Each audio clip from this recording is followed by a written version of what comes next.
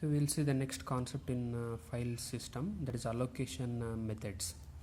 So allocation methods, it says about how we allocate the blocks which are there in our secondary storage to a file. Okay, so we normally know that our hard disk contains a group of tracks and sectors. Okay, we call them as a block. Okay, so here is a small example diagram we have taken. So this is a diagram of an hard disk and it contains some blocks here like this. Okay, so 0 to 11 we have, so totally 12 blocks are there here.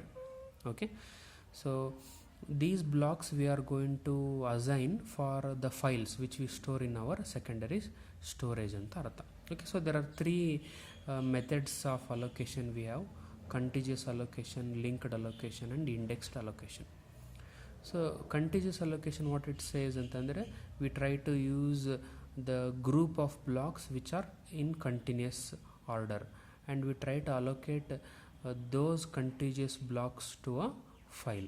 That's why the name contiguous allocation.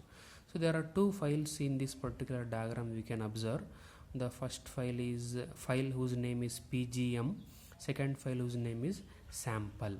Okay, and operating system will be maintaining a directory like this which contains the information about the list of files and what is the starting block where the file is stored and what is the length of that particular file anta artha. So you can observe here, this is the first file name is pgm. What is the starting block of that file? It is 0, correct? Huh? And what is the length of the file? File length is 3.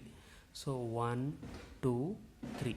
So file whose name is pgm has stored from block 0 to block 2. That's what that indicates. Similarly, we have another file you can observe, sample, correct? So its starting block is 6, correct? And what is its length? It is 4, correct? So it should be in contiguous order, correct? So 6, 7, 8, 9, the total length of the file is 4 and file sample is at the starting location, block is 6.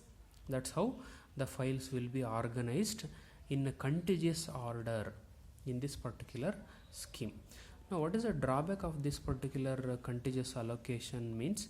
Suppose you can observe in this particular diagram, so there is block 3 which is available here, block 4, block 5 and 10 and 11.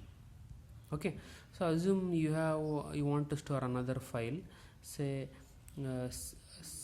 file 1, assume the file name, and if its length is say 7. Okay, so we don't have enough space in our hard disk to store that particular new file. Okay, as we don't have enough blocks and the blocks are also not continuous here. Can you see?